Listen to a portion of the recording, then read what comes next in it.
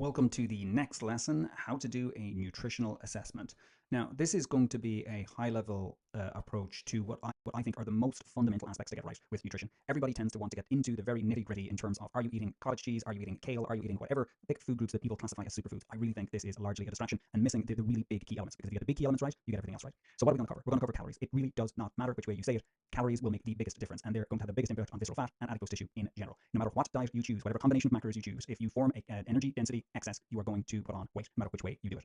Secondly, the most important macro to track is protein, and it is the primary method of how we ensure we have adequate nutritional approaches here.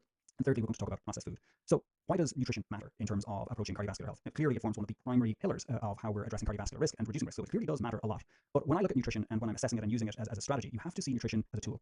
And when you have a tool, you have to use it to fix the appropriate problems. So maybe there is a particular type of food that interrupts your sleep, and if you can work that out, that's fantastic. But fundamentally, as long as you're maintaining your minerals and vitamins, etc., you're doing it to maintain your energy balance, and ultimately whether you have too much, the right amount, or too little visceral fat. And for most people, this is about trying to reduce visceral fat. And when we look at the biggest nutritional factor by a mile, it is caloric intake. And yes, you have heard the line, a calorie is not a calorie, and there are small differences in terms of how certain foods are metabolized, but the weight in terms of an effect size here, if you are in a caloric excess, you are going to gain weight. So this is the fundamental point here in terms of nutrition. You have to get this one right. So the question comes down to, which diet should we choose? So this is the question that people want addressed straight away in terms of how they're evaluating their nutrition. Now, the study I'm about to show you, there's been various iterations of this, and they've all shown the same thing. If you look at a variety of different dietary strategies, either higher carbohydrate, lower carbohydrate, and a mix in between, and you look at weight change over 0, 6, 12, 18 months, and 24 months, at 6 months, weight change, when adhered to, is roughly about the same. 12 months, 18 months, 24 months. The classic pattern of initial response at 6 months, diminishing by 12, and then additional weight gain from 18 to 24 months. So fundamentally, what matters most here is not actually the composition, it's adherence. And so if adherence is the key issue here, the strategy that is best to use is the one that you're able to adhere to. So what is the diet that works for you in terms of hitting your caloric goals, in terms of maintaining your protein intake, and it doesn't cause a significant biochemical disturbance in terms of specifically your LDL or ApoB particles? What I'm referring to here is often people who go on a ketogenic diet, a substantial proportion of them, about 30%, will have a significant rise in their ApoB or LDL cholesterol. The reality is that if this is the case, you are increasing your cardiovascular risk over a long enough time horizon. Now, this is often a contentious area, and what I would say is if a ketogenic diet is the diet that works for you, what I would advocate for my patients is that we take LDL cholesterol and ApoB off the table as well. But there are ways we can get around this. So the primary nutritional factor we are tracking over time is calories as our kind of number one hierarchy here. Fundamentally, you're asking what is your weight, more specifically what is your visceral fat, and what is my calorie target in terms of to reduce or move that in the direction that I'm looking to do. And ultimately, this is about energy balance. How you track this over time is quite simple. Is you use a nutrition app. There's loads of them freely available. And just like blood pressure, LDL cholesterol, or whatever metric we're interested in the most, we need to have something to measure it over time. So as we said, we wouldn't treat any other metric any differently. So you put the inputs into the app. They're all very simple to use. Most of the free ones are entirely fine. And you basically can calculate your target caloric intake based on an online calculator, which will be discussed in the risk reduction section of nutrition at a later time point. So the next one we're most interested in here is protein. This is the macronutrient that actually should take most of your attention. All the discussions you hear online will be around fat and carbohydrates. Really, protein has to be the number one priority here after caloric intake. So what is your protein target? At a minimum, it should be about 0.8 grams per kilogram per day. For most people, however, it should be substantially more. And for most people, they should be doing resistance training, which is why we're putting it in this higher category here. The minimum is the absolute bare minimum recommended daily allowance. And you can see here it's obviously different when we use different units for our average target for most people. So if you're a 75 kilogram person, about 150 grams of protein per day is what most people will be consuming.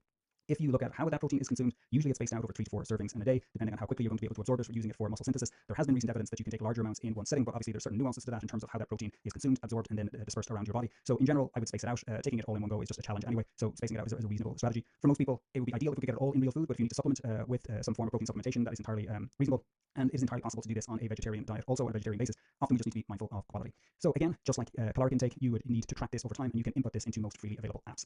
Lastly is processed food, and this is a topic obviously that consumes a lot of attention in terms of the potential dangers and downsides of processed food. But first, we need to set out some benchmarks here and identify what is a processed food. And pretty much all foods are processed to some degree. If you snap freeze peas, that is a description of processing food, but that is clearly quite different from the ultra processed foods we see lining the food aisles of many supermarkets today that have significant amounts of added sugar, added fat and oils, added salts, are considerably energy dense and nutrient poor. So the issue here is the amount of caloric impact that these foods will have, but also they tend to be quite nutrient poor, low in protein also.